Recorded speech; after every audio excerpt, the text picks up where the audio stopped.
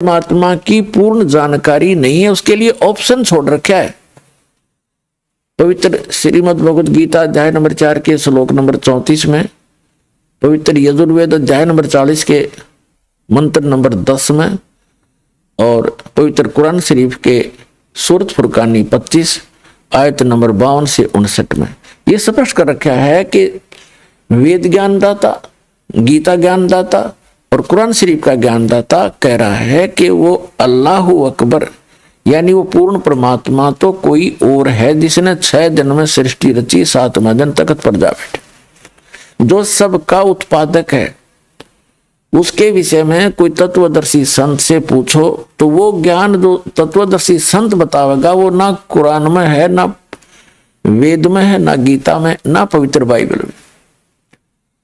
तो वो है कंप्लीट स्पिरिचुअल नॉलेज जो इनके अंदर नहीं है। तो ये जितने भी हैं ग्रंथ ये इनकम्प्लीट ज्ञान रखते हैं, और इनका ज्ञानदाता भी इनकम्प्लीट गॉड है, कंप्लीट गॉड नहीं है, पूर्ण परमात्मा नहीं है। इतनी सी बात। तो ये जो अब आपको ज्ञान प्राप्त है उस कंप्लीट गॉड के द्वारा दिया हुआ, पूर्ण परमात्मा के द्वारा दिया गया ज्ञान है। आज दास आपको उनका दिया हुआ ज्ञान एज ए टेप रिकॉर्डर सुना रहा है, और उस परमात्मा की कृपा के बिना अन्य इसको समझ नहीं सके।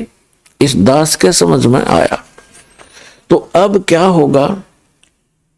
अब हजारों वर्षों तक ये ज्ञान चलेगा, पूरे विश्व में शांति होगी। ये माया को इकट्ठी करने की जो दौड़ लग रही है, आग लगी पड़ी है प्रत्येक प्राणी के अंदर, ये इस ज्ञान से शांत होगी। अब पुण्यात्मा, आज जैसे किसी के पास कार है, कोठी है और सैकड़ों हजारों की एकड़ जमीन खरीद कर डाल रखी है, और चाहे वो प्रधानमंत्री बना हुआ है, चाहे सारी पृथ्वी का भी राजा है, और बहुत धन इकट्ठा करके सोने से सबसे भर रखे हैं उन्हें बैंक वगैरह, और कल मृत्यु होगी और परसों गधा बन जाएगा, खा के ये जीवन उसका। तो बिना ज्ञान के गोबर के भूंड की तरह हम गोबर इकट्ठा करते करते मर जाते हैं, पर सब्र नहीं हमारे। तो इस ज्ञान से सब्र होगा, इस ज्ञान से आत्मा हट जाएगी इससे कि क्या कर रहा हूं मैं, करना क्या चाहिए था, कहां डले ढो रहा हूं, ऐसे अनमोल जीवन को बर्बाद कर रहा हूं। तो ये एक बार पूरे विश्व में अब शांति होगी। सभी जल रहे हैं, किसी को सब्र नहीं और कोई सुखी नहीं। अब जैसे आपको बहुत बार बताया है कि दास एक बार गोवा गया हुआ था। गोवा समुद्र के किनारे एक शहर बसा हुआ गोवा, वो प्रांत भी है गोवा। तो वहां क्या देखा, वहां एक सत्संग किया था हमने, और जहां सत्संग स्थल था, सत्संग के बाद घूमने के लिए हम साथ ही समुद्र था, तट समुद्र का, वहां चले गए। वहां क्या देखा, फॉरेनर यानी विदेशी स्त्री पुरुष वहां उसके साथ साथ रेत में अपने बिछा बिछा के बस्तर या कोई वैसे लेटा हुआ था, रेत में लेटे हुए थे, एक अंडरवियर में पैर के, और उनसे बात की। एक आधे भक्त ना हमने तो अंग्रेजी आवा नहीं थी, तो कहते आनंद आ रहा, आनंद यहाँ इनको। तो उसने बताया कि ये कह रहे हमें यहाँ आकर शांति प्राप्त होती है, और वो बता कि वहाँ हमारे बड़े बड़े बिल्डिंग हैं, फैक्ट्रियां चलती हैं, सैकड़ों नौकर, हजारों हमारे नौकर हैं। नमन में बड़ी हंसी आई है, दाता दया तेरी, देखिए रेत में सुख है, फिर वो डले क्यों ढोए तुमने, जहाँ सुख है नहीं आग आग इकट्ठी कर ली। तो जो सुख उनको वहां मिला उन कोठी और बंगला में नहीं है, वहां तो आग लगी पड़ी है। और आग क्यों लगी है उन कोठी बंगलों में? क्योंकि भक्ति नहीं है। तो पुण्यात्माओं, फिर ये बात समझ में आओगी उनके। अभी तो वो वहां छोड़कर यहाँ समुद्र का किनारा आवे सुख प्राप्ति के लिए, और खाक सुख और रेत में के सुख है। 10 मिनट पाछे फिर 2 दिन पीछे फिर उस आग में जलना न जा करके। अगर जब सुख इतना होकर के ही है, सब कुछ त्याग कर एक लंगोट बांध कर सुख है, तो पहले से सीमित हो जाओ तुम, घर पे भी सुख हो जाएगा। तो ये आपको दास ये ज्ञान देना चाहता है कि केवल कबीर साहब परमात्मा ने बताया है, पूर्ण ब्रह्म ने, साईं इतना दीजिए जिसमें कुटुंब समावे, हम भी भूखे ना रहे, अतिथि ना भूखा जाए। ये धन मांगो और भक्ति करो डट के, और फिर आपको जो भी आवश्यकता होगी इस संसार की भौतिक आवश्यकता जो आपकी होगी, भगवान ढेर लगा देगा आपका आगे, अगर आवश्यकता पड़ी तो।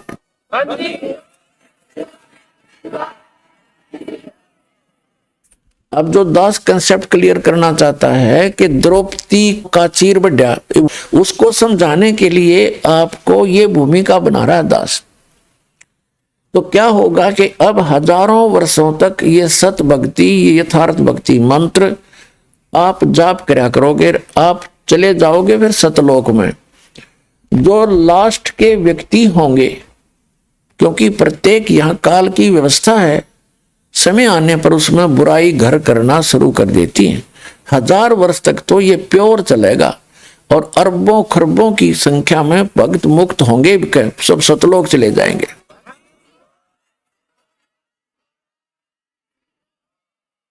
और फिर जो बाद के बचेंगे वो भगत तो होंगे, लेकिन उनमें बुराइयां घर कर जाएंगी, फिर वो पार नहीं हो सकेंगे। और उनके पीछे इस भक्ति से, क्योंकि ये यथार्थ भक्ति है, ये मूल मंत्र है, और ये भक्ति धन बहुत ज्यादा संग्रहित हो जाता है थोड़े ही सुमन से, तो वो भक्ति धन उनके साथ होगा। फिर ये काल उनकी कैसे दुर्गति करेगा। जैसे आपको प्रथम मंत्र दिया जाता है, उसमें श्री ब्रह्मा जी, विष्णु जी, शिव जी और दुर्गा जी, गणेश जी, इनकी मजदूरी दी जाती है। यह कोई पूजा नहीं है। पुण्यात्माओं, हम इस स्पिरिचुअल नॉलेज को बिल्कुल नहीं समझ पाए, हमारे को अध्यात्म ज्ञान कति नहीं था। हमने जैसे किसी से बैंक से लोन ले रखा है और उसका लोन हमने उतारना है, तो हम उसकी पूजा थोड़ी कर रहे हैं, सहरस देवांगे तो हम इंसान नहीं, तो फिर इंसान भी नहीं, हम करते नहीं निभा रहे अपना। ऐसे ही जैसे हमारा कोई बिजली का टैक्स है और हम बिजली खर्च कर रहे हैं तो उसका बिल भरना ही है। हम जाएंगे वहां नमस्ते करते हैं, वहां के कैशियर से जो लेता है या अधिकारियों से मिलते हैं, उनको प्रणाम करते हैं, सभ्यता से पेश आते हैं। तो हम उनकी पूजा करने नहीं चाहते हैं, हम अपना ऋण देने जाते हैं, जल की टैक्स भी भरते हैं और प्रणाम भी करते हैं, क्योंकि सभ्यता यही कहती है। तो इसी प्रकार हम इन ब्रह्मा विष्णु महेश के ये जो हमारे ऊपर ऋण है, क्योंकि इनके लोक में हम रह रहे हैं, ये हमने इस मजदूरी दे देकर इनसे राहत प्राप्त करनी है। ये सिर्फ इतना काम है। और जब हम यहाँ से स्वदेश चलेंगे तो हमारे शरीर में कमल बने हुए, कमल बीन ये बैरियर हैं आत्मा के लिए सतलोक जाने में, बाधाएं हैं। तो वो बाधाएं इन मंत्रों से क्लियर पाएंगी आपकी, फिर आप पहुंचोगे त्रिकुटी पे।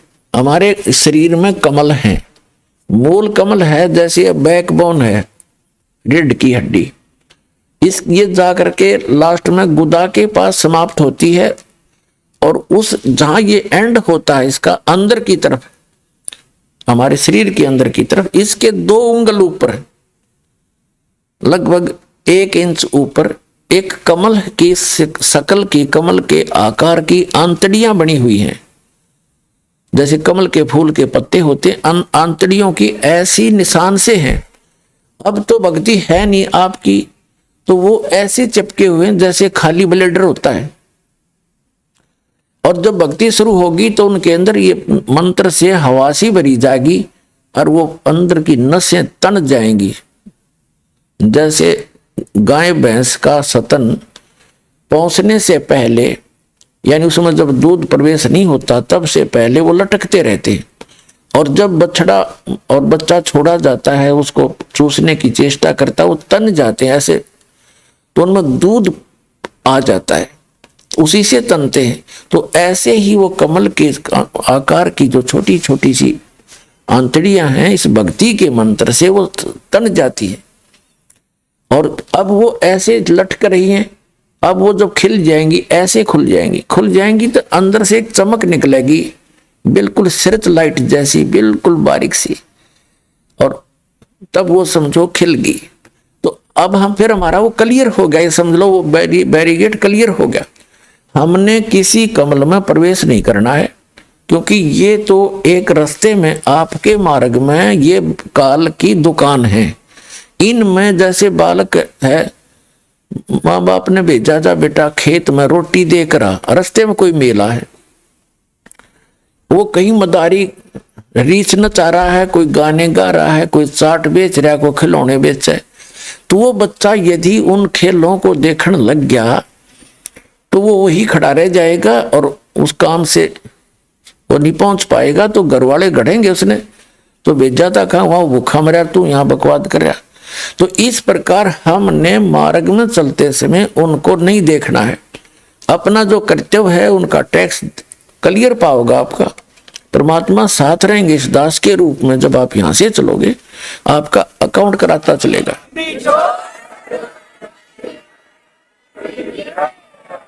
तो वहां आपको बहुत सा प्रलोभन दिया जाएगा कि आपका तो बहुत पैसा बच गया है, यहाँ पर आपका तो बहुत कमाई शेष है, देखो यहाँ पर ठाठ करो, ये करो, ऐसा। तो आपने हाथ जोड़ लेने ना, इस छोड़ो इस कमाई ने। तो वो कमाई फिर वो क्या करेंगे, आपकी सतलोक जाने वाले अकाउंट में डिपॉजिट कर देंगे, अगर आप वहां उसके लोक में प्रवेश नहीं करोगे। ये तो रेस्टोरेंट खोल रखे इन्होंने, आपसे टैक्स लेते हैं, आपकी पूंजी नष्ट करवा देते हैं। जितने भी स्वर्ग हैं ये रेस्टोरेंट है। तो फिर आप जाओगे, इसके ऊपर है फिर सावित्री और ब्रह्मा जी का कमल है। अब जैसे ये चैनल होते हैं ना, टीवी में चैनल होते हैं, वो कार्यक्रम तो कहीं और हो रहा है और हम देख रहे हैं टीवी पे। अब जैसे आजकल बिजनेस भी हो रहा है, इंटरनेट से हो जाता है, ऐसे ही समझो। तो वो कहीं और है मार्केट, लेकिन इंटरनेट से आजकल बिजनेस के भी लेन देन होकर के सौदा बेचा और परचेज हो रहा है, ऐसे ही समझो तुम। तो ये तो एक इंटरनेट का सिस्टम है हमारे शरीर के अंदर, उस गॉड का, परमात्मा का। फिर उसके बाद हम नाभि कमल में विष्णु और लक्ष्मी जी का एक कमल है, उसकी 8 पंखड़ियां हैं, सावित्री ब्रह्मा वाले की 6 पंखड़ियां हैं। फिर ये दोनों सतनों के बीच में यहां एक कमल है, रीढ़ की हड्डी के साथ चिपका हुआ। ये शंकर भगवान जी का और पार्वती जी का ये यहाँ बैरियर है, इनका कमल है, इनका भी आपको मंत्र दिया जाता है। उसके बाद ये कंठ कमल है, ये कंठ है, इसके बैक में ये रीढ़ की हड्डी है, थोड़ा सा बैंड होती है इससे पहले, तो यहाँ ये थोड़ी सी चौड़ी ज्यादा है। तो यहाँ पर वो दुर्गा जी का स्टेशन है, बैरिगेटर है, बैरियर समझो इसको। उसकी 16 पंखड़ियां हैं और शंकर भगवान वाले कमल की 12 पंखड़ियां। इसके बाद फिर आगे जाएंगे, त्रिकुटी पर पहुंच जाएंगे। त्रिकुटी तो एक कॉमन इंटरनेशनल एयरपोर्ट समझ लो, वहां तो सभी साधक जाते हैं। वहां जाने के बाद फिर उनको 3 रास्ते हो जाते हैं, त्रिवेणी बोलते हैं उसको, 3 रास्ते। तो उस त्रिवेणी का जो सामने वाला रास्ता वो ब्रह्म रंध्र कहलाता है, बीच वाला वो किसी से नहीं खुलता, वो केवल इस दास से प्राप्त मंत्र से जो परमात्मा कबीर जी ने दिया है उससे ही खुल सकता है, सतनाम से। तो जो सारा कुछ दास जो बताना चाहता आपको कि फिर क्या होगा, जो पार नहीं हुए वो क्या करेंगे, उनके ये मंत्र बच जाएंगे, कमाई उनके साथ होगी, पार वो हुए नहीं। अब जैसे कोई व्यापारी है और पैसा लेकर पैसा कमा लिया उसने और फिर पड़ गया गलत आदत में, तो जितनी कमाई करी थी होटलों पे, बदमाशी में, फिल्म देखने में, ठाठ करने में बर्बाद कर देता है। तो जो भक्त यहाँ रह जाएंगे उन्हीं में से ये काल ऊपर स्ट्रोक करेगा। इसने इस ब्रह्मलोक के अंदर एक ब्रह्मांड में ब्रह्मलोक बना रखे है। ब्रह्मलोक में एक इंद्र, महाइंद्र का लोक है, महाइंद्र, उसको महास्वर्ग बोलते हैं। उससे आगे है फिर नकली सतलोक, नकली अलखलोक, नकली अगमलोक और आगे डुप्लीकेट अकय लोक, अनामी लोक बना रखे। तो इन पुण्यात्माओं को जिन्होंने सतनाम का जाप कर प्राप्त है और वो पार नहीं हुए, और सार नाम भी प्राप्त है, वो पार नहीं हुए, क्योंकि पार तो कोई गलती कर दी उसमें भी रह जाओगे तुम, बेसिक तीनों नाम प्राप्त हो गए। तो उनको फिर जो सार नाम प्राप्त है उनको अकय लोक में, उसमें अगम लोक में रखता है। अगम लोक में, और जो दूसरा सतनाम तक प्राप्त हैं वो अलख लोक और उस सतलोक में उनकी कमाई के आधार से रखता है, यहाँ नकली सतलोक अलख लोक में। और फिर वहाँ से भी उनके फिर पुण्य बच जाते हैं, उनको फिर ये क्या करता है, उन्हीं आत्माओं में से, जैसे ब्रह्मा जी की मृत्यु होगी जब इसके 100 वर्ष पूरे हो जाएंगे, तो दूसरा ब्रह्मा उत्पन्न करके दुर्गा के संयोग से अपने पुत्र रूप में ये उस स्थान पर उसको कोमा में रखता है, उस रजोगुण प्रधान क्षेत्र में।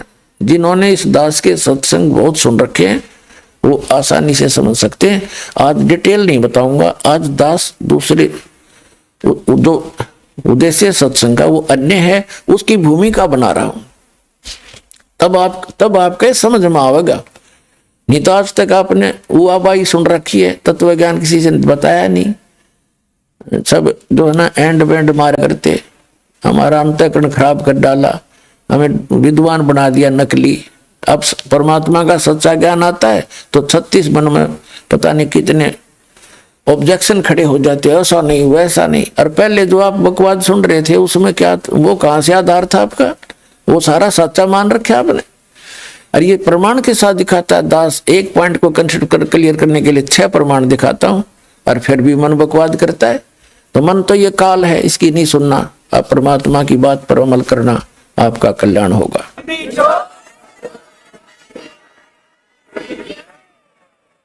तो फिर ये क्या करता है, जैसे फिर 7 ब्रह्मा की मृत्यु के बाद एक विष्णु जी की मृत्यु होती है, तब उन्हीं पुण्यात्माओं में से जो अब भक्ति करेंगे, ये सही भक्ति कर लेते हैं, इनकी पार होते नहीं, इनके पास भक्ति धन जो का त्यों रह जाता है, उन्हीं में से फिर ये विष्णु जी बना तैयार करके रखेगा, उसको विष्णु के पद पर रख देगा। फिर 7 विष्णु की मृत्यु के बाद एक शंकर जी की मृत्यु होगी, तमोगुण शंकर की।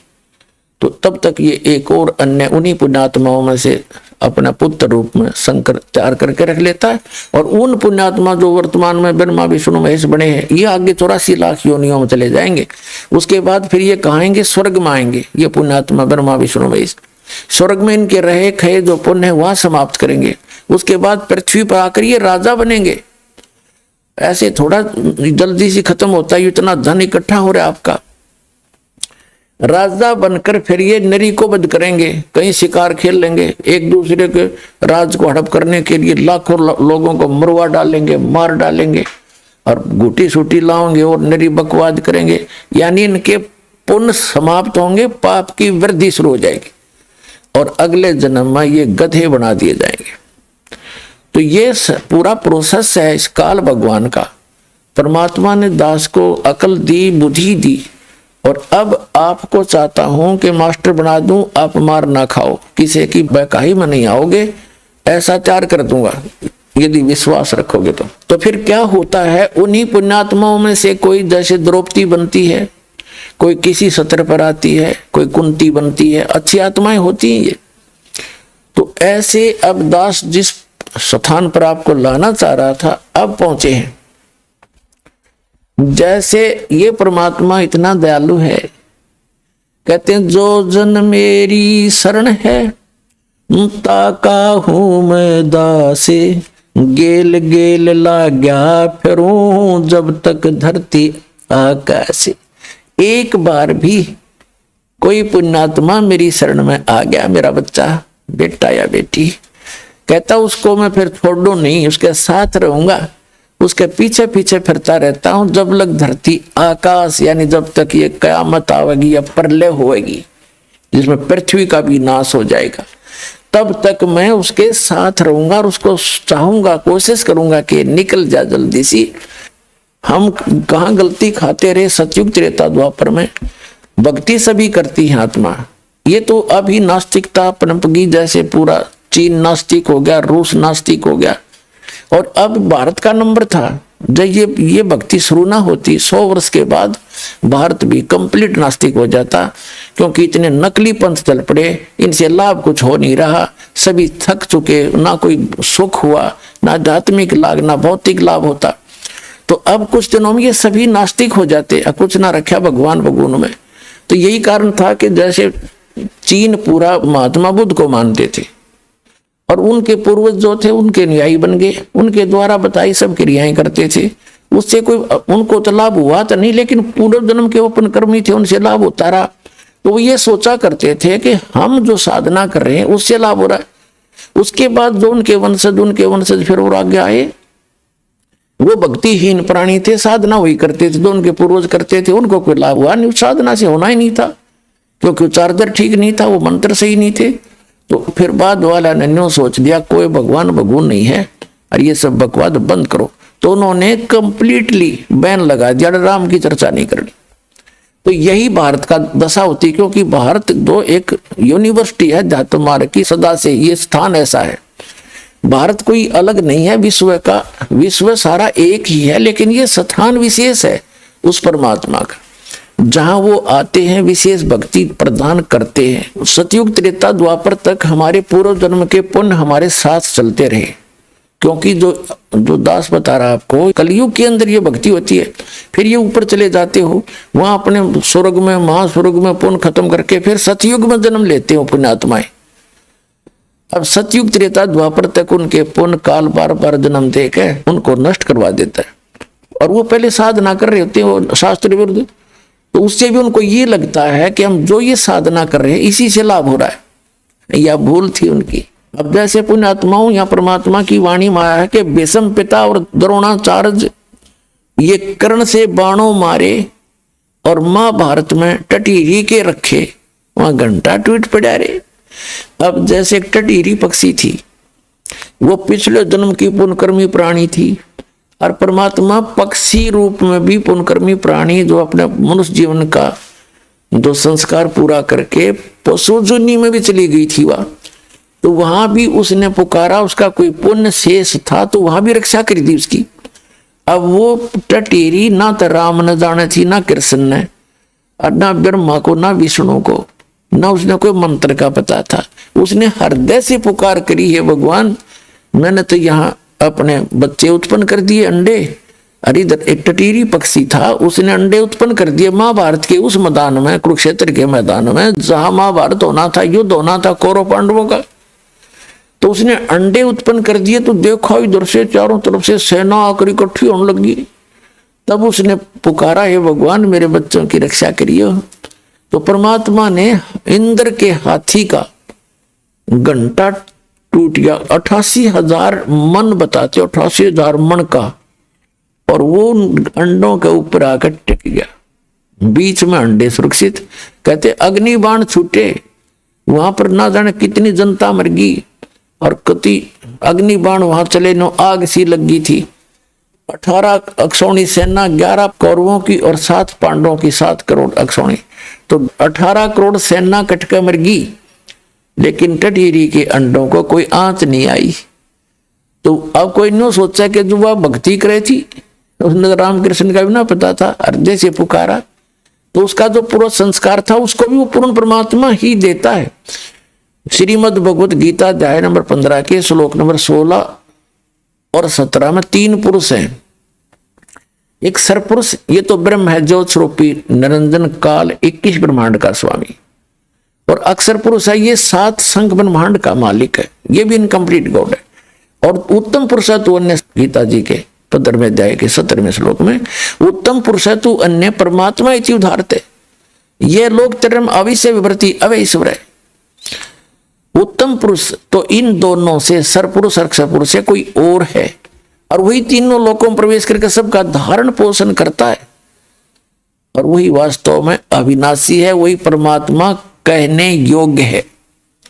तो वो कौन है? वो परम अक्षर ब्रह्म है। 8वें अध्याय के प्रथम मंत्र में अर्जुन ने पूछा कि आप जी ने 7वें अध्याय के 29वें मंत्र में श्लोक में गीता जी में जो तत्ब्रह्म की बताया है, वो तत्ब्रह्म को जानकर सारे अध्यात्म से परिचित व्यक्ति और सभी कर्मों से परिचित व्यक्ति केवल जरा और मरण से, बुढ़ापे के दुख से और मृत्यु के इस कहर से बचने के लिए, छूटने के लिए प्रयत्न करते हैं। जो उस तत्ब्रह्म को जान चुके होते हैं वही यहाँ की कोई वस्तु की डिमांड नहीं करते। तो अर्जुन ने पूछा 8वें अध्याय के प्रथम मंत्र में, फिर किम तत्ब्रह्म, वो तत्ब्रह्म कौन है, क्या है? 8वें अध्याय के 3रे श्लोक में गीता ज्ञानदाता ने कहा कि वो परम अक्षर ब्रह्म है। तो वो परम अक्षर ब्रह्म है, गीता जी के अध्याय नंबर 15 के श्लोक 17 में कहा उत्तम पुरुषत्व है, यो परम अक्षर ब्रह्म है और यही तीनों लोकों में प्रवेश करके सबका धारण पोषण करता है। जब भी इन ब्रह्मा विष्णु महेश पर भी आपत्ति आती है, क्योंकि ये भी तो उसी के बच्चे हैं, इसी की साधना करके ये इस पद को प्राप्त है, तो इसका इन अनुवादा किया है कि जो जन मेरी शरण है ताका हूं मैं दास, और गेल गेल लग गया फिर जब तक धरती आकाश। तो पुण्यात्मा जो दास आपको बताना चाहता था कि जैसे आप जी को ये भ्रम था कि मैं छोटी मोटा कोई सुख शांति आपको प्राप्त है, और आप सोच रहे थे मैं माता की पूजा करता हूँ या हनुमान जी की करता हूँ या विष्णु जी की करता हूँ या कोई और किसी संत की शरण में जाकर शास्त्र विरुद्ध साधना प्राप्त हो, और आप सोचते हो मुझे संत से लाभ मिला है, ये आपकी भूल है, अध्यात्म ज्ञानहीनता है। उनसे लाभ हो ही नहीं सकता आपको। अरे ऐसे लाभ डॉक्टर टीरी को मिल गए जो कुछ भी भक्ति ना करे थी। ये बताना चाहता दास कि वो कौन सी भक्ति कर रही थी, वो पूर्व संस्कार से ही मिला उसको। कहते हैं वहां उसके बच्चों की रक्षा करती, और करने वाला वही है, ये याद रखना। कौन है वो? अल्लाह अकबर है। वो अल्लाह बड़ा, अल्लाह अकबर माने बड़ा भगवान, अल्लाह कबीर, यानी हम उसको पूर्ण परमात्मा, परम अक्षर ब्रह्म, उत्तम पुरुषत्व वो कहते हैं।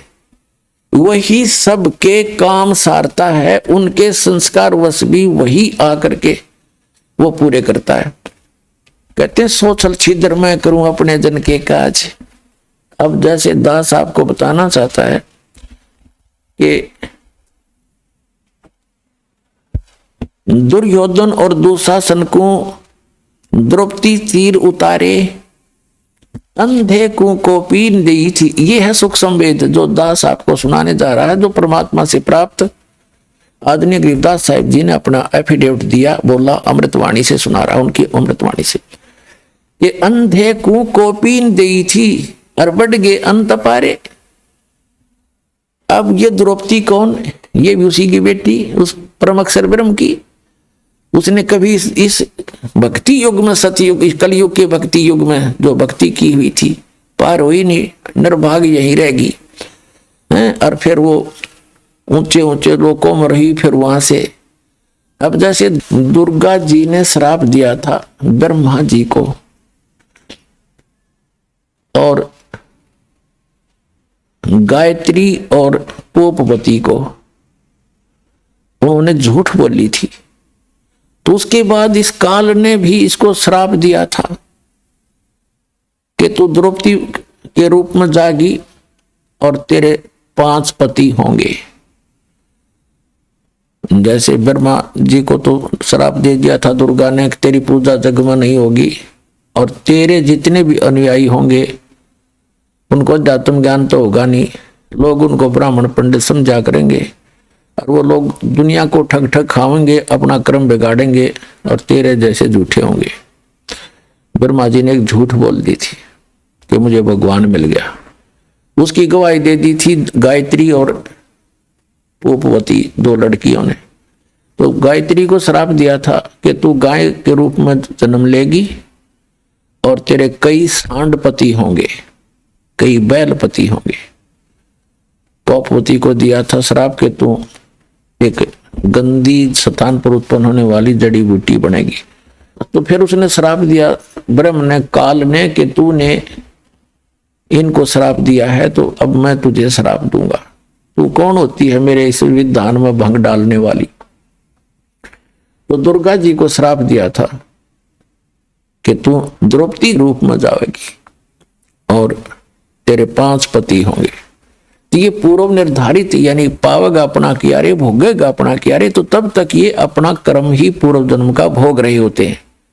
अब पुण्यात्मा परमात्मा जो है, जैसे द्रौपदी जो है दुर्गा के लोक से आई हुई उसकी निज आत्मा है।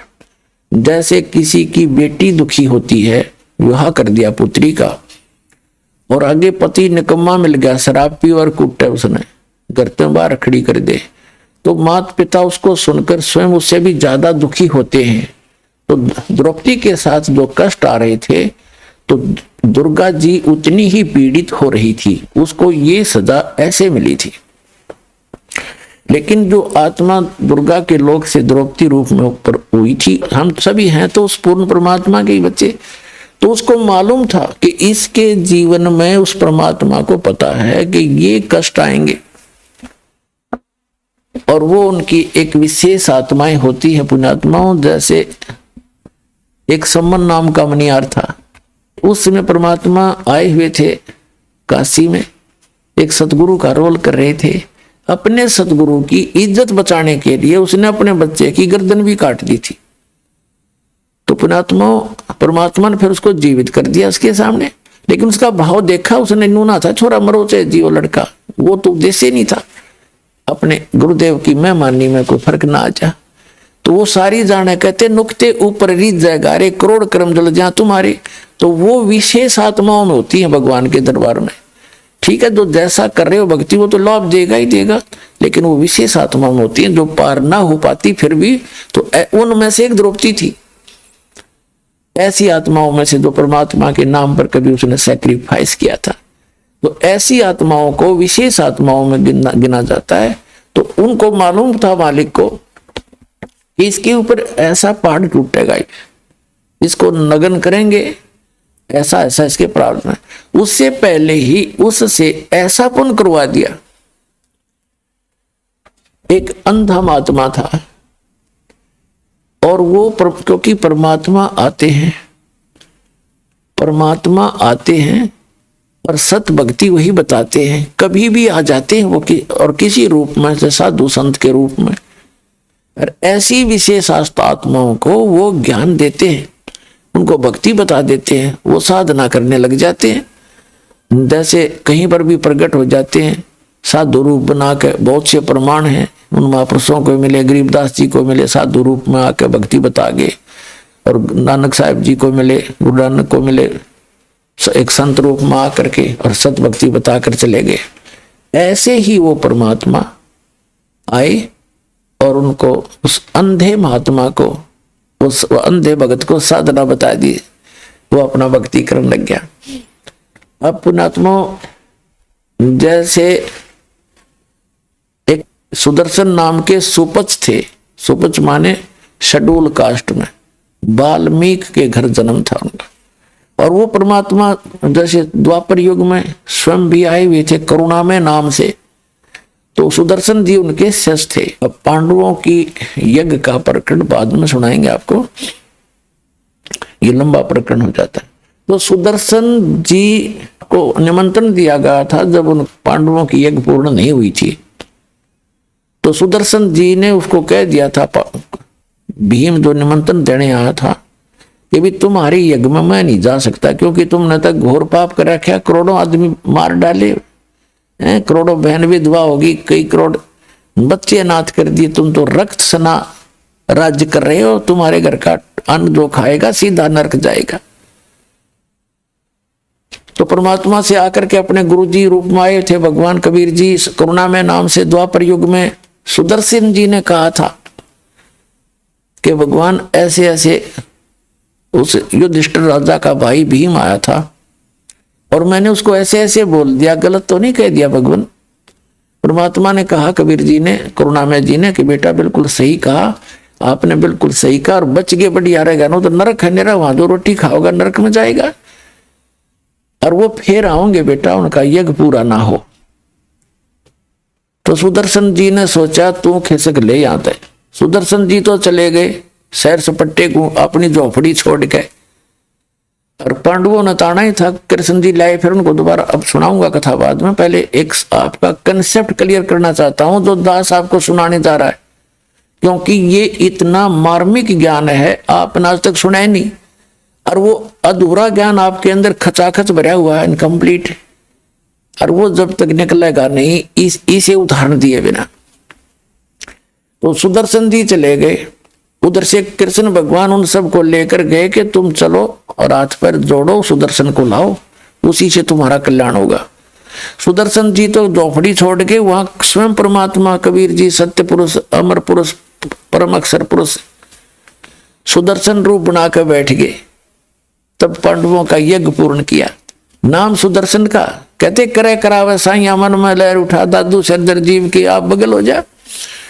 तो उसको महिमा की भूख नहीं मालिक को, वो तो समृद्ध है। और महिमा बनी सुदर्शन की, काम किया खुद दाता ने। ऐसे ही समझो वो जो अंधा महात्मा था भक्त, वो परमात्मा आते हैं, जैसे कोरोना में रूप में भी आए हुए थे, तो उनसे मिले, उनको ज्ञान दिया, उस भक्ति से वो अपनी भक्ति कर रहा था, सत भक्ति कर रहा था वो अंधा महात्मा। तो वो किसी कारणवश अंधा महात्मा तो कहीं और चला गया। उधर से परमात्मा को मालूम था कि द्रौपदी का विवाह होने वाला है और ये चली जाएगी, फिर यहाँ इसको मेल हो नहीं पाएगा, कोई आगे समस्या पैदा हो जाएगी। ये राजा लोग इसे खतरनाक होते हैं और फिर शायद व्यवस्था ना बने इस बेटी को कोई भक्ति भाव की। और वो श्री कृष्ण जी को अपना गुरु मान बैठी थी। आगे चल के विवाह होने के बाद उसने श्री कृष्ण जी को अपना गुरु बना लिया।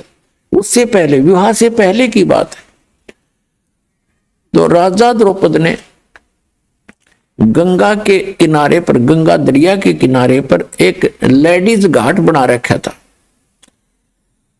और वहां उस द्रौपदी हजारों सहेलियों के साथ, सैकड़ों सहेलियों के साथ प्रतिदिन मुंह अंधेरे वक्त से उठकर स्नान करने जाया करते थे।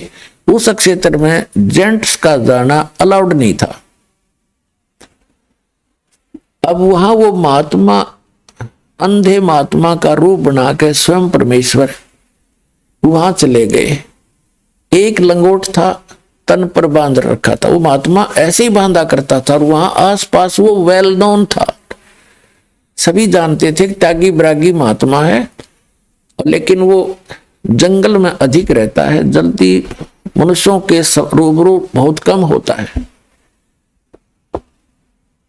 तो वो उस महात्मा का रूप बना के परमात्मा, और उनके गंगा का पर जो घाट बना हुआ था बहनों का नहाने का, उससे डाउन स्ट्रीम में जिधर जल जा रहा था बहता हुआ दरिया का, उससे लगभग 200-300 फुट पर वो स्नान करने लगा दरिया में बढ़कर घाट से बाहर। उनका लंगोट टूट गया,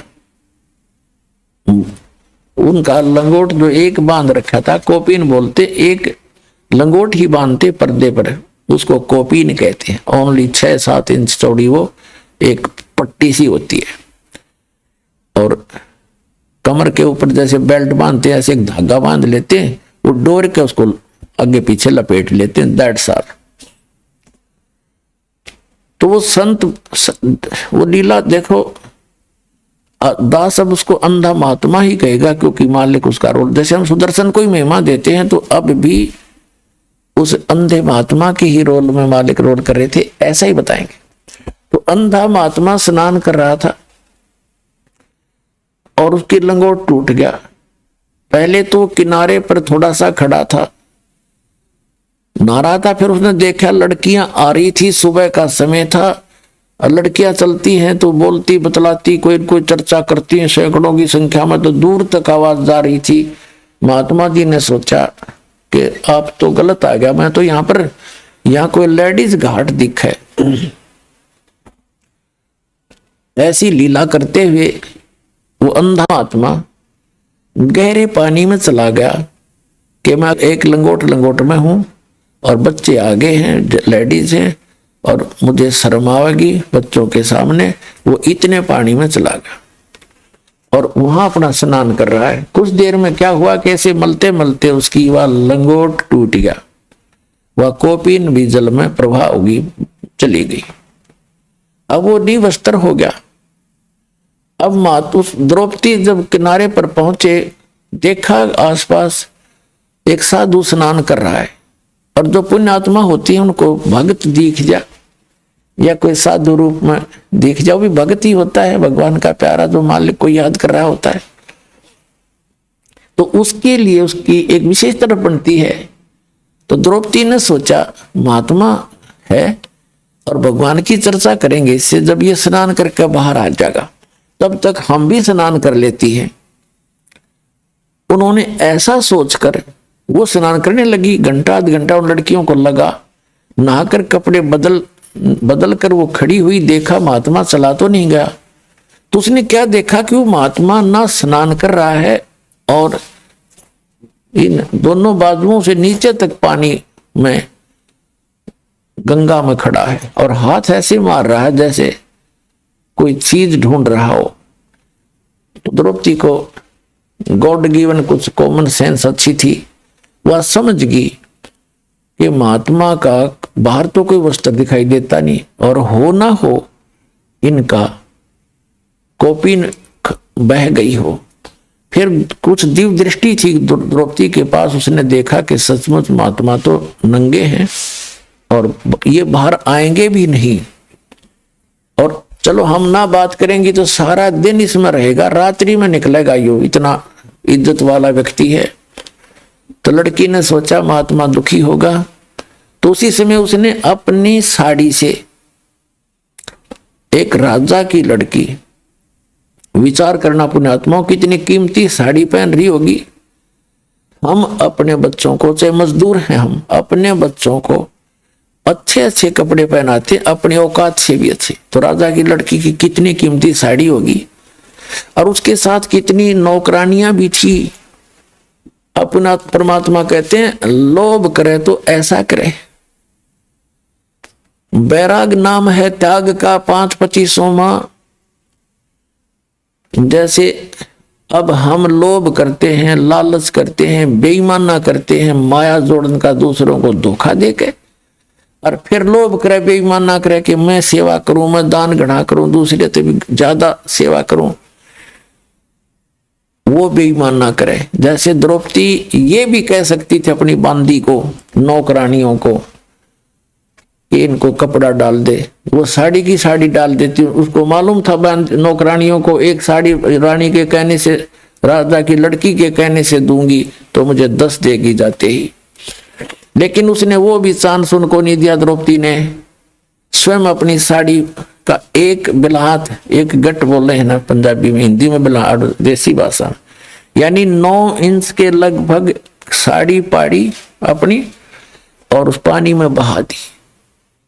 एक महात्मा का हाथ लग जाएगी, हाथ ऐसे मार ही रहे थे वो पानी में, तो क्या देखा वो नहीं लगी, हाथ साइड से निकल गई। उसने फिर दूसरी टुकड़ा पाड़ा, फिर छोड़ दी, वो भी साइड से निकल गई। तीसरा 7-8, यानी ये देखो दो टुकड़ों में कितनी 1.5 फुट साड़ी गई लगभग, और 7-8 ऐसे फाड़ फाड़ के पानी में बहा दी। तो थोड़ी ही टुकड़ा बचा एक साड़ी में। तब उसने सोचा कि ये तो बात नहीं बनेगी। एक लंबी लकड़ी लाई उठा कर जंगल से, लंबी, और उसके कौपीन लपेट दी, कौपीन आकार की साड़ी का कपड़ा लपेट के, और धीरे धीरे जाकर जहां महात्मा हाथ मार रहा था उसके निकट कर दी। तो उस महात्मा के हाथ लगी। हाथ लगते ही उसने देखा, भगवान का शुक्र मनाया, ये भगवान बड़ी दया करी आपने, दाता आप तो इसमें दरिया में भी मेरी इच्छा पूरी कर दी। फिर उसने सोचा था कोई वैसे स्वाभाविक कपड़ा आ गया होगा, चीथड़ा पाटा हुआ कोई कतर सी। फिर उसने देखा कि नहीं, ये तो बहुत कीमती साड़ी है और साड़ी का टुकड़ा प्रॉपर वैसे किसी ने भेजा है। तो कोई बहन बेटी ने, इन्हीं में से किसी ने दया करी। तब आशीर्वाद दिया उसने कि हे बेटी, आज तने मेरी इज्जत राखी, मेरा पर्दा राख्या, भगवान तेरी इज्जत राखे और तने गणाए देवे। कहते साधु बोले सहज सुबह और जो चावे सो कर दे। अब जब तो उस लड़की का को नहीं ध्यान रहा कि एक टुकड़ा साड़ी का दिया था, उसको तो अनगिन साड़ियां पड़ी थी।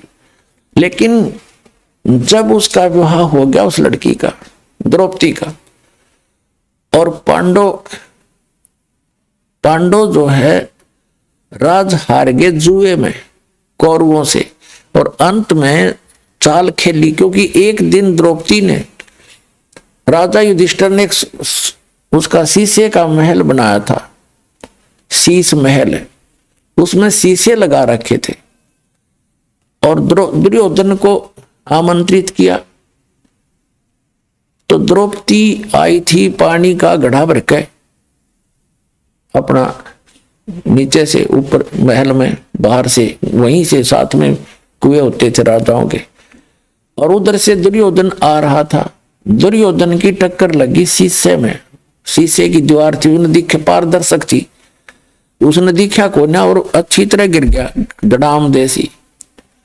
द्रौपदी हंसन लगी। एक तो उसने मजाक किया था एक देवर समझ के, और कहा था कि अंधों की संतान अंधी ही होती है।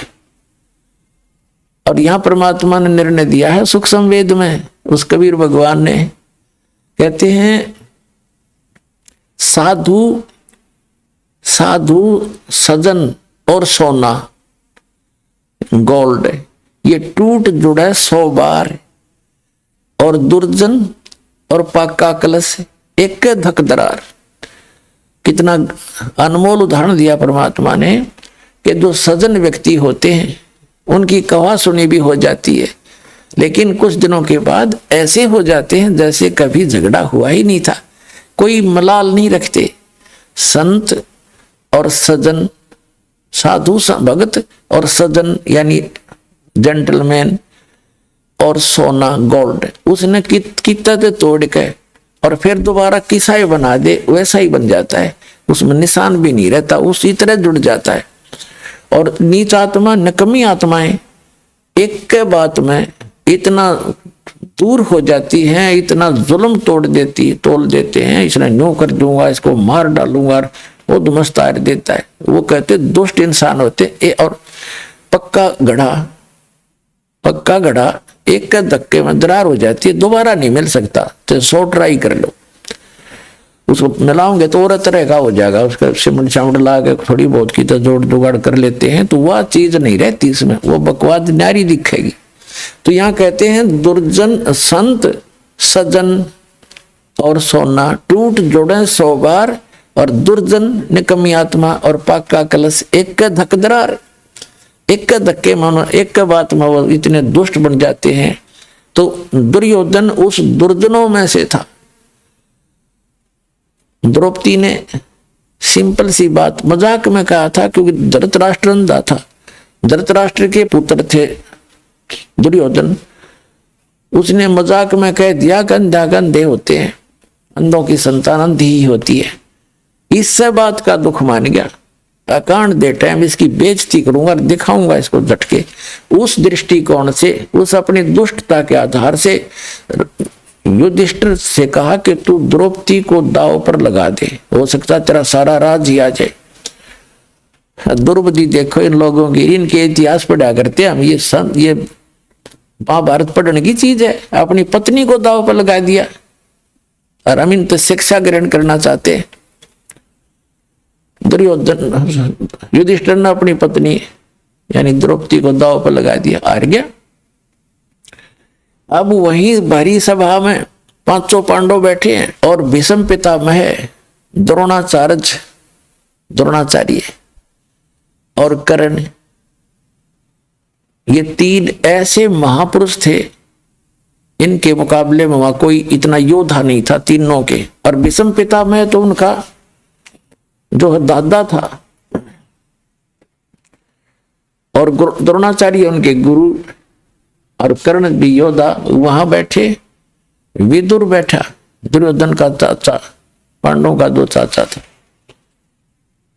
और 500 पांडव बैठे। एक बांदी ने जाकर बताया द्रौपदी को कि द्रौपदी आज तेरी इज्जत उतारेगा दुर्योधन, तुझे नग्न करेगा भरी सभा में, और तेरे को राजा युधिष्ठिर ने जुए में हरा दिया, तो वो हार गए, तेरे को दाव में लगा दिया था। तो द्रौपदी ने पूछा कि सभा में कौन कौन बैठे हैं? कि भीष्म पितामह, द्रोणाचार्य, कर्ण, चाचा विदुर, और साथ में तेरे 500 पति विराजमान है, और 101 वो भाई बैठे हैं, दुर्योधन और भी बैठे। तो द्रौपदी कहने लगी इतनी सभा में ऐसी गलती होती है, वहां इतने आदमी बैठे हों तो कैसे ऐसी बकवास कैसे कर देगा दुर्योधन? नकम्मी क्या बात करी। इतने में दुर्योधन ने भेजा दुशासन अपना भाई कि ला पकड़ के उसको, द्रौपदी को ला पकड़ के जाके उसको द्रौपदी से कहा कि चल आज दिखाएंगे तेरे को हम अंधों की संतान अंधी हैं या आंखों वाली। पकड़ के बाल और घसीट के लाया द्रौपदी को। रोती चिल्लाती रही, वहां लाके खड़ा कर दिया। दुर्योधन ने कहा, दुशासन हम तो अंधों की संतान है, अंधे हैं, हमें कुछ दिखाई देता नहीं, इसको निवस्त्र कर दे, इसकी साड़ी उतार दे। अब ज्यों ही दुशासन उसके साड़ी उतारने के लिए आगे बढ़ा तो उसने पहले तो देखा अपने 500 पतियों की ओर। उसने ये सोचा था कि ये देख लेंगे क्या, अब इनको धमका देंगे, लेकिन उन्होंने नीची गर्दन कर ली, क्योंकि वो हार चुके थे, वो भी बंध गए थे वचन से। फिर उसने देखा भीष्म पितामह द्रोणाचार्य की ओर, उन्होंने भी कोई उत्तर नहीं दिया, नीची गर्दन कर ली, क्योंकि वो भी उस गंदे अन्न को खाकर, युधिष्ठिर के अन्न को खाकर उनकी आत्मा मलिन हो गई थी।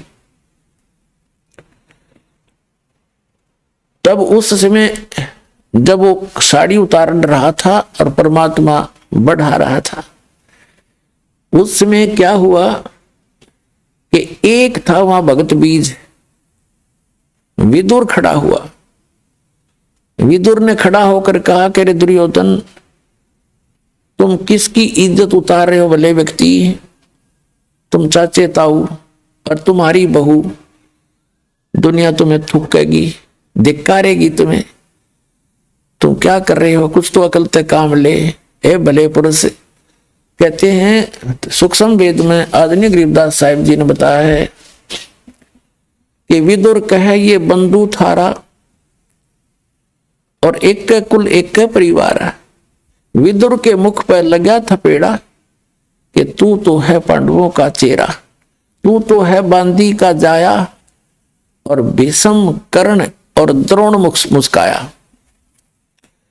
अब देखो कितना निर्णायक ज्ञान दिया है सूक्ष्म वेद के अंदर, जो गॉड गिवन है, कंप्लीट पूर्ण परमात्मा का दिया हुआ, complete God given, complete spiritual knowledge. इसमें गरीबदास साहिब जी ने बताया है कि सूक्ष्म वेद में प्रमाण दिया है कि एक व्यक्ति था उस सभा में, उस पंचायत में, जो पंचायती होना चाहिए। पंचायती अगर कहीं पंचायत में गया है और सच की बात कहे, न्याय की बात कहे, कोई नाराज रहे चाहे राजी रहे, उसकी बात को नहीं मानता है तो पंचायत छोड़कर चला जाना चाहिए, वहां रहने में भी दोषी हो जाता है। तो विदुर ने जब न्याय की बात की, एक था वहां पंचायती, उसने खड़ा होकर कहा, अरे विदुर कहे ये बंधु तुम्हारा, तुम्हारा भाई बंध है और एक के कुल तुम्हारा एक ही परिवार है। विदुर के मुख पर लगा थपेड़ा, दुशासन ने थप्पड़ मारा अपने चाचा के, और तू तो है इन पांडवों का चमचा, तू तो इनका इनने की तरफ बोलता हमेशा ही। कहते हैं तू तो है बांदी का जाया, क्योंकि विदुर की उत्पत्ति एक बांदी से हुई थी। तो उस बात पर जब दुशासन ने ये कहा कि तू तो है बांदी का जाया, भीष्म, द्रोण और कर्ण मुस्काया। वो तीनों योद्धा, भीष्म पितामह, द्रोणाचार्य और कर्ण, कहते हैं दांतरे काटे, दांतरे हंसे, जबकि उनको खड़ा होकर कहना चाहिए था, निकम्मे खबरदार जतन तेरा अपने चाचा का हाथ लगा दिया, तेरे जैसा दुष्ट नहीं, निकम्मी आत्मा, और सभा छोड़ देनी चाहिए थी। कहते वो हंसे इस बात पर, जब उन्होंने न्यों कहा तू तो बंदी से उत्पन्न है ना, तेरी तो ऐसी ही गुलामों वाली ही वृत्ति है और तो इनका चमचा है। इस बात पर वह तीनों हंसे, जबकि गुरु पद पर बैठा व्यक्ति हंस रहा इस बात पर। धिक्कार। अरे इन इतिहासों को पढ़ा करते, हमारी श्याम वर्मा कल्याण चाहते थे और समाज सुधार चाहते थे। तो कहते हैं जब द्रौपदी ने देखा, विदुर चला गया उठ के, अब द्रौपदी ने देखा ये तीनों हंस रहे इस बात पर। अपनात्माओं, जो आज दास ने कथा सुनाई थी गज और गरा की, हाथी और मगरमच्छ की, जब तक उन्होंने अपने अंगे का प्रयोग किया वह दुखी रहे, और जब उन्होंने मालिक याद किया तो फैसला हो गया उनका। तो हम जब तक अपनी बकवादों में अपना अंगा प्रयोग करेंगे, मालिक दूर रहे से, और जब हम उस मालिक को याद करेंगे, यहां संसारिक साथी तरह को आपका कोई साथ नहीं देगा। आप देख लेना, हमने तो खूब आजमा रखा है। जब हम मालिक की शरण में आते हैं तो उसी को पुकारें। जब द्रौपदी ने जब सारे उसके देख लिया कि कोई भी संसारिक सहयोग तुझे नहीं मिल रहा है, तब माल्यक याद आया। अब देखो आपत्ति में सब पुकारे हैं, सब ने पहले माँ बाप ने याद करें, फिर हे भगवान बचाइए, लेकिन उनकी पुकार नहीं सुनी जाती क्योंकि उनके पूर्व जन्म का कोई संस्कार नहीं होता। अब वो एक बिलहात 1 9 इंच का दिया हुआ कोपीन का कपड़ा सुपात्र को कुपात्र को दिया हुआ दान विफल होता है, तो सुपात्र को दिया हुआ वो नेसेसिटी थी उसकी। जैसे मेरे साधु आंड हैं और कपड़े मांगते हैं और सामने बेच कर दारू पी ले, ऐसे दुष्टों को दिया हुआ तो यूजलेस है वो। तो ऐसे स्थान पर दिया हुआ पैसा उसको टुकड़ा अब कहाँ काम आया। जैसे द्रौपदी ने वहां से पुकारा, उसकी आत्मा की पुकार गई ऊपर धर्मराज के दरबार में। ऑटोमेटिक सिस्टम है यहाँ का। अब तो आपको और आसानी तो समझ में आ जाएगा, इंटरनेट वगैरह लग गए, समझदार मालिक ने पहले याद आया न्याय करी है कि आध्यात्मिक मार्ग तो इससे और एफिशिएंट है और बहुत ज्यादा सुपीरियर है इससे। तो यहां से पुकार गई ऊपर, एकदम वहां घंटी बजती है जबरदस्त। जब जिसी पर आपत्ति आती है, धर्मराज ऑटोमेटिकली उस आत्मा का अकाउंट खुल जाता है और धर्मराज उस पर ध्यान जाता है कि इस लड़की पर ये आपत्ति आई, इस आत्मा पर, तो वो ये देखता है इसका कोई ऐसा संस्कार है जिससे मैं इसकी मदद करवा सकता हूं। तो उसने क्या देखा कि ये एक अंधे महात्मा को कपड़ा दिया लड़की ने और उसका फिर बेनिफिट देखा उसी में कंप्यूटर में, उसमें देखा इसमें तो कितना ही दिया जा सकता है। तो वहां से रिफ्लेक्ट होकर वो उसकी पुकार कहां आती है, जैसे श्री कृष्ण रूप में उनके गुरुजी थे द्रौपदी के, श्री कृष्ण जी। श्री कृष्ण जी तो द्वारका में अपनी पत्नी रुक्मणी के साथ वहां शतरंज खेल रहे हैं और वहां से वो रिफ्लेक्टेड आई पुकार शक्ति। श्री कृष्ण जी पासे डालना चाहा, जैसे शतरंज खेलते हैं ना, पासे होते हैं इनके और उसमें बोलते हैं पासे डाल के, कोई पौ 12, कोई कच्चे 11, पक्के 12, पक्के 18 ऐसे। तो जो ही श्री कृष्ण जी ने पासे डाले, एकदम हाथ उसका ऐसे होगा आशीर्वाद की तरह। आइए अब हम उन श्रद्धालुओं के अनुभव जानते हैं जो जगत गुरु तत्वदर्शी संत रामपाल जी महाराज जी से दीक्षा प्राप्त कर चुके हैं तथा उनके द्वारा बताए गए भक्ति मार्ग पर चल रहे हैं। नमस्कार सर। नमस्ते सर। सर क्या नाम है आपका? मेरा नाम प्रभु सिंह राजपूत। सर कहाँ के रहने वाले हैं आप? मैं सर राजस्थान अलवर डिस्ट्रिक्ट तहसील लक्ष्मणगढ़ गांव घाट खूंटेटा का रहने वाला हूँ। सर संत रामपाल जी महाराज से नाम दीक्षा आपने कब ली? 2014 मार्च को। सर संत रामपाल जी महाराज से नाम दीक्षा लेने से पहले आप क्या भक्ति साधनाएं करते थे? जी उनसे पहले मैं, क्योंकि बचपन से पहले ये हमारे जो बुजुर्ग करते थे, भगवानों की, हनुमान जी की, विष्णु जी की, माता दुर्गा की व्रत रखने, ये सारे ही जो हमारे परंपरा हिंदू धर्म में जो चली आ रही थी वही करते थे। तो हम बचपन में क्या थे कि करते करते भी हम इतने दुखी हो गए, क्योंकि बचपन में ही माता पिता में ख़त्म हो लिए। 8 साल का था जब माँ मर गई थी और जब 18 साल का हुआ तो पिताजी भी ख़त्म हो गए हमारे। और हम सारे भगवानों को मानते थे। हमारे पिताजी भी एक संतों की सेवा करते थे गांव के अंदर, भंडारे, लंगर, बहुत पुण्य कर्मी थे हमारे पिताजी।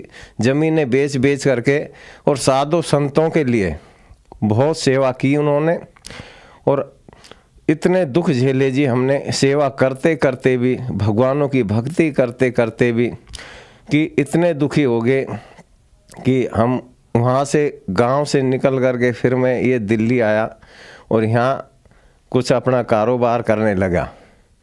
तो यहाँ पर के आने के बाद मैं क्या बताऊँ, धीरे धीरे मैं एम्ब्रॉयडरी का काम करने लगा। और फिर एक धन धन सतगुरु जो डेरा सच्चा सौदा में राम रहीम सिंह जी संत थे, तो एक मेरे बगल में रहते थे भाई, वो कहने लगे कि भाई प्रभु तुझे नाम दान ले ले गुरु जी से और वहाँ से सुख शुरू हो जाएंगे। तो मैं वहाँ जा कर के मैं गया था, वो ले कर के गए थे मुझे बरनावा आश्रम, यूपी के अंदर पड़ता है सर। तो वहाँ जा कर के नाम दान लिया, उन्होंने नाम दिया मुझे सत्य पुरुष अकाल मूरत शपथ स्वरूपी राम। तो मैंने उस नाम की भक्ति करी, करता था, लेकिन वहाँ मैंने वो नाम लिया था 2005 में, और सर उसकी भक्ति करते थे और हम नाम चर्चाएं करते थे गलियों में, हर संडे की, वीरवार की, कहीं शुक्रवार की कहीं होती थी, ऐसे एरिया बांट रखे थे, भंगीदास बना रखे थे।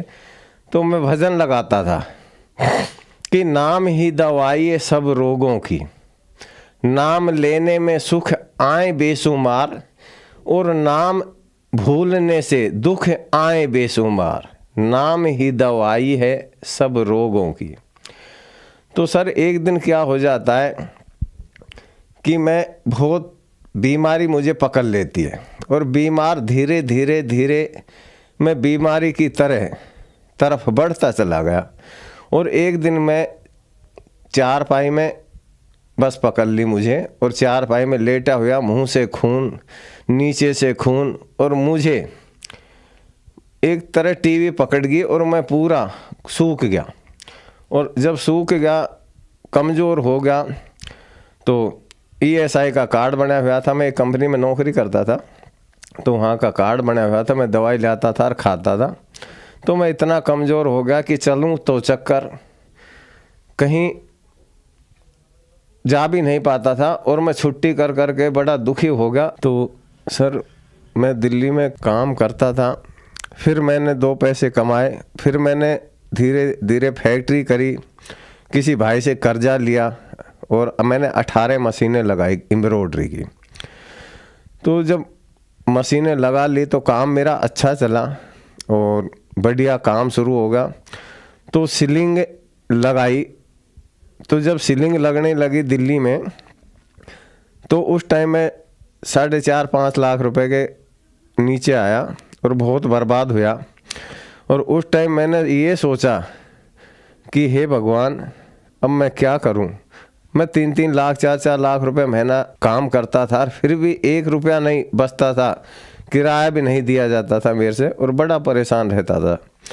तो करते करते मैंने एक दिन यही सोचा कि हे परमात्मा, क्या करूं, मैं अपने बच्चों को भी जहर दे दूं, मैं भी जहर खा जाऊं, क्योंकि किराया भी नहीं बचता था, ना फैक्ट्री का किराया दिया जा, कर्जे हो गए मेरे ऊपर।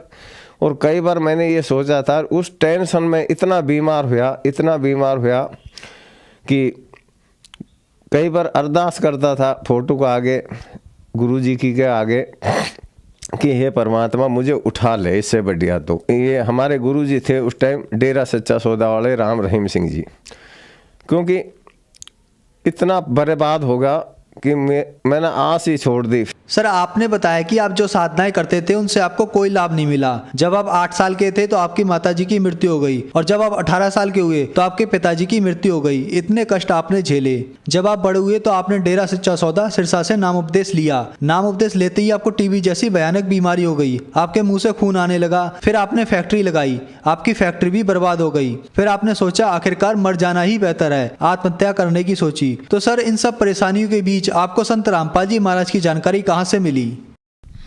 जी, संत रामपाल जी की महाराज की जानकारी, क्योंकि जब मैं बीमार था, चारपाई पे लेटा रहता था, तो मैं पहले हमारे गुरुजी धन धन सतगुरु का मैं सत्संग देखता था, और सत्संग देखने के बाद फिर मैं आगे चला था साधना चैनल पे। मुझे संत रामपाल जी ये ज्ञान देते थे पहले। तो जब मैंने इनका देखा तो गुरुजी कहने लग रहे कि भाई ये तो सब नकली पंथ हैं और ये काल के पंथ हैं। तो मैंने आज, मालिक मुझे क्षमा करे वो परमात्मा, कि उस टाइम भगत जी मैंने संत रामपाल जी महाराज को बहुत उल्टा सीधा बोलता था सर, बहुत गलत बोला मैं, परमात्मा आज माफ़ करे। मैं जब टीवी देखा तो जब गुरु जी ने कहा कि सारे जितने भी पंथ हैं, जितने भी संत हैं, सब काल के पंथ हैं, तो सर मैंने बहुत उल्टा बोला। मैंने टीवी बंद करके आगे चला दिया। मैंने उस दिन सत्संग नहीं देखा संत रामपाल जी महाराज का। फिर दूसरे दिन सर फिर मैंने वही अपना डेरा सच्चा सौदा गुरु जी का सत्संग देखा, राम रहीम सिंह जी का।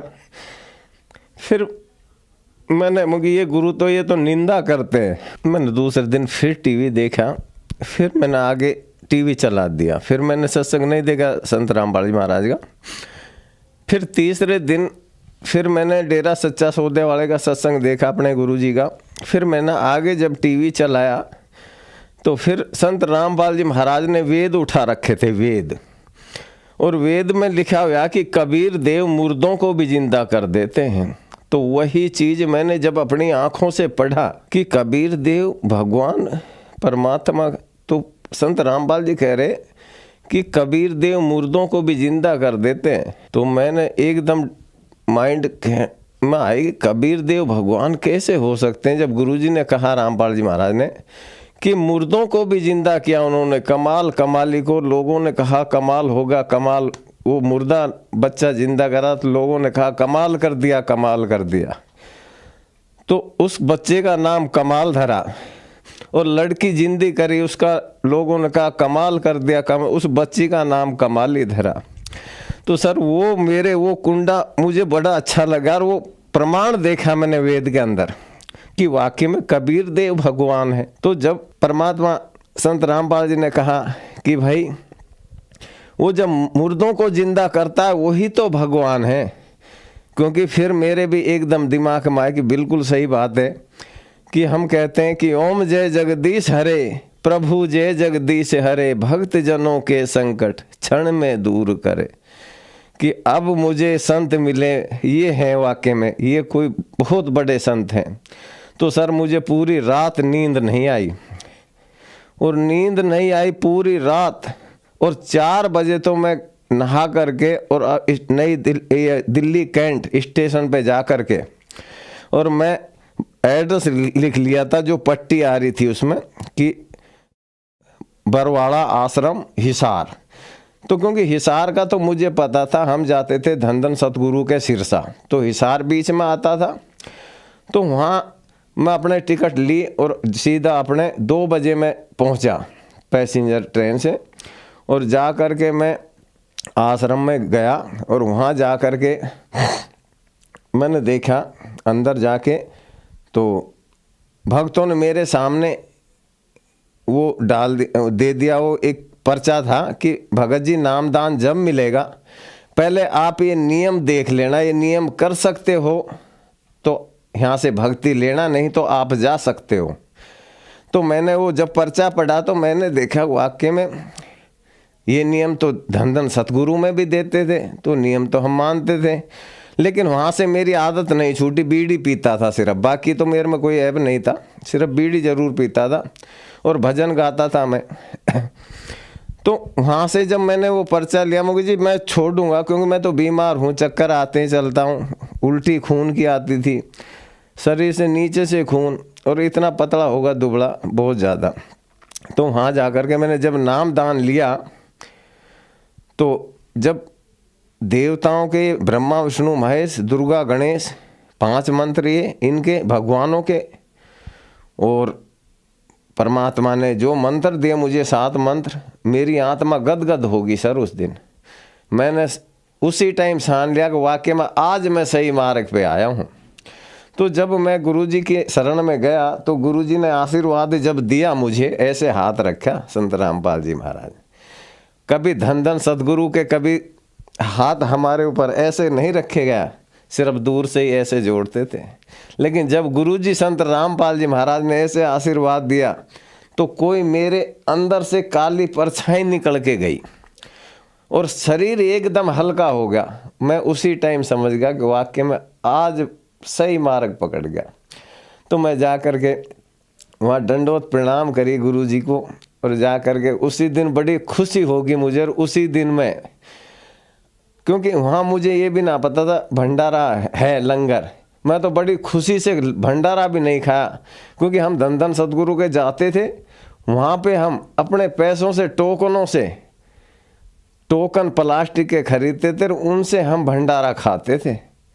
और यहाँ उस दिन तो मैंने खाया नहीं, लेकिन दोबारा फिर मैं गया 1 महीने बाद, तो वहाँ जब मैंने देखा वहाँ का आराम से घूम के, तो मैंने देखा खीर मिली मुझे, परमात्मा वो मौज कराई।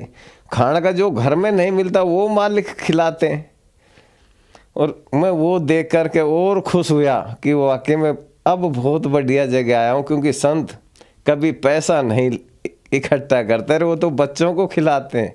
वो महान संत हैं जो अपने बच्चों के लिए खिलाते हैं, इस संसार में ज्ञान देने के लिए आते हैं वो संत। सर, संत रामपाल जी महाराज से नाम दीक्षा लेने के बाद श्रद्धालुओं को कुछ ना कुछ लाभ जरूर होते हैं, क्या आपको भी कोई लाभ प्राप्त हुए? हाँ जी, लाभ प्राप्त हुए, क्योंकि लाभ मुझे सबसे पहला लाभ तो मुझे मिला कि ग्रंथों से ज्ञान। सबसे बड़ा लाभ तो मुझे ये मिला कि मेरी आत्मा गदगद हुई, प्रमाण सहित मुझे ज्ञान मिला, प्रमाणों सहित मंत्र मिले मुझे। क्योंकि गीता जी में कहा है कि ओम तत् सत, ओम तत् सत, ये मंत्र हमारे गीता जी में लिखे हुए हैं कि कोई तत्वदर्शी संत बताएगा इन मंत्रों के बारे में। मैं जब संत रामपाल जी महाराज से नाम दीक्षा लेकर के आया घर, तो मैं रात को सो रहा था, तो संत रामपाल जी महाराज मेरी बगल में बैठे हुए हैं और मेरा ऑपरेशन कर रहे हैं ऐसे। तो ऑपरेशन करके और अपने हाथ में कुछ गंध निकाल करके मुझसे कह रहे हैं कि बेटा तू तो काल के मुख में था, जा अब तुझे उम्र और दी और भक्ति कर डट के। तो मैं खड़ा हुआ एकदम और मैंने लाइट जोड़ी और अपने भक्तमती को कहा कि हाँ गुरुजी थे क्या? कहने लगे सपना आया होगा। ठीक है, हो सकता है सपना आया होगा, मुझे गुरुजी मेरा ऑपरेशन करके गए, ठीक है मुझे सपना आया होगा। तो सर उस दिन से मैंने दवाइयाँ भी खाना बंद कर दी और धीरे धीरे धीरे आज आपके सामने खड़ा है दास, कोई बीमारी ना कोई रोग ना, ठीक हुआ मैं। क्योंकि मुझे तो परमात्मा मिल गए जो मुर्दों को जिंदा करते हैं।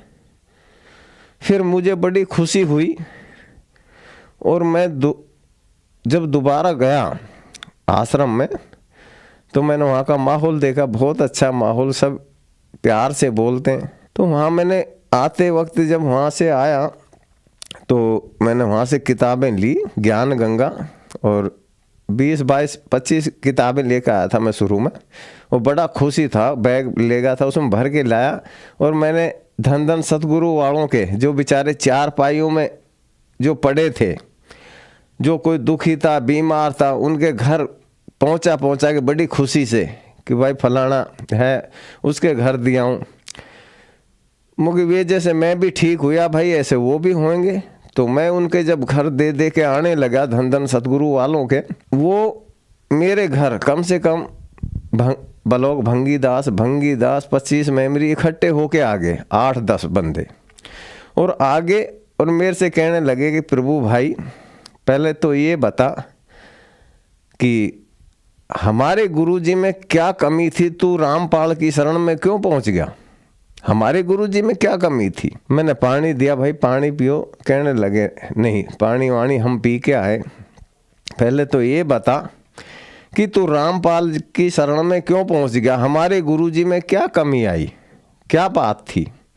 तो मैंने कहा भाई जब मैं गुरमित राम रहीम सिंह जी डेरा सच्चा सौदा वालों की शरण में था, तो उस टाइम मेरे ऊपर आफतें दुख इतने आए कि फैक्ट्री भी बर्बाद हुई, पैसे से दुखी मोहताज, और ना वेदों से ज्ञान था और ना ही मुझे सच्ची भक्ति मिली। क्योंकि मुझे ज्ञान मिला संत रामपाल जी महाराज की शरण में, क्योंकि मुझे मंत्र मिले ओरिजिनल गीता में लिखे हुए।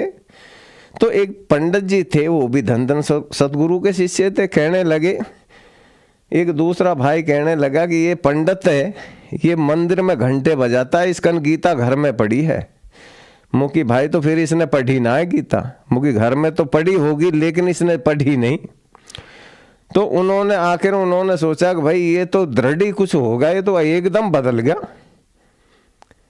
20-25 दिन में ये तो अलग ही प्रभाव पड़ गया इस पे।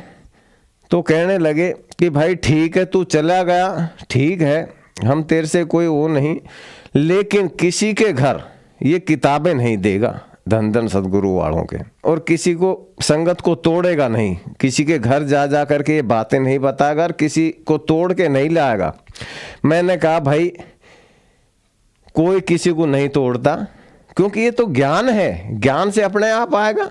और मैं ये चाहता हूँ कि कोई भी भाई, मैं तो इसलिए किताबें देने जाता था उनके कि मैं जब दुखी था तो मैं भी ये चाहता था कि भाई दुखी आदमी को उसके घर तक उससे भी सुख हो जैसे मुझे हुए। क्योंकि मैं जब संत रामपाल जी से मंत्र दान जब लेके आया हूँ तो जब मुझे सुख हुए तो मैं जो बेचारे बीमार थे उनके घरों दे दे के आया, क्योंकि भाई ये भी ठीक हों।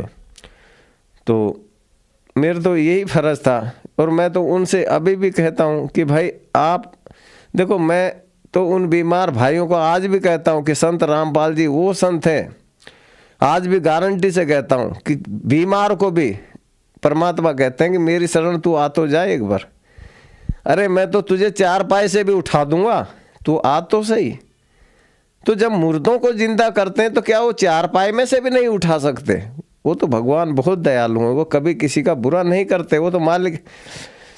हम हिंदू धर्म में कहते आए कि अंधों को आंख दे, कोढ़ियों को काया, बांझों को पुत्र दे तो निर्धनों को माया। तो वही तो ये परमात्मा है कबीर देव, कबीर साहब, ये मालिक स्वयं आ चुके हैं। सर, जो लोग आज आपको देख रहे हैं और वो भी किसी न किसी बीमारी से ग्रस्त हैं, जैसे आप बीमारियों से ग्रस्त थे, तो क्या वो भी संत रामपाल जी महाराज से नाम दीक्षा लेने के बाद ठीक हो सकते हैं? उन लोगों के लिए आप क्या संदेश देना चाहोगे? सर मैं यही कहना चाहता हूँ कि जैसे मैं ठीक हुआ 100% वो ठीक हो सकते हैं। और पहली बात तो वो आए ज्ञान लें, सच्चे मंत्र हैं, ऐसे मंत्र इस पृथ्वी पे किसी भी संत के पास नहीं है जो संत रामपाल जी महाराज देते हैं। पूर्ण परमात्मा वेदों से मंत्र हैं और वो 100% ठीक होंगे। सर जैसे मैं हुआ, मैं तो यही चाहता हूँ सभी भाई जितने भी जो मुझे देख रहे हैं, मैं तो हाथ जोड़ के कहता हूँ कि भाई जो भी दुखी है वो संत रामपाल जी महाराज की शरण में आए। परमात्मा स्वयं लीला कर रहे हैं, संत के रूप में आए हुए हैं और वो मालिक स्वयं कबीर साहब है। और आप आकर के देखें तो सही, ज्ञान पढ़ो, किताबें हैं ज्ञान गंगा, कई किताबें आप पढ़ो, ज्ञान गंगा, वो ज्ञान गंगा प्रमाण सही छाप रखी संत रामपाल जी महाराज ने वेदों में, उसमें लिखे हुए हैं पूरे पेज नंबर, मंत्र नंबर, आप मिला करके देखो, गीता जी में देखो, वेदों में मिलाओ, गुरु ग्रंथ साहिब में मिलाओ, कुरान शरीफ में मिलाओ, आप देखो तो सही। हाथ जोड़ के मैं तो ये कहता हूँ भाइयों, आप पढ़ो, आप सब पढ़े लिखे हो, अब हम अनपढ़ नहीं है। परमात्मा ने हर बच्चा, हर जात बिरादरी मजहब सबकी पढ़ाई, सब पढ़े लिखे, कोई किसी के बहकावे में ना आए। जैसे मैं ठीक हुआ, परमात्मा ने मुझे दोबारा जीवन दान दिया, कि सभी को मैं यही कहना चाहता हूँ कि मेरे भाइयों परमात्मा की शरण में आओ, नाम दीक्षा लो और अपना अनमोल जो जन्म है इसका कल्याण करवाएं। धन्यवाद सर। धन्यवाद।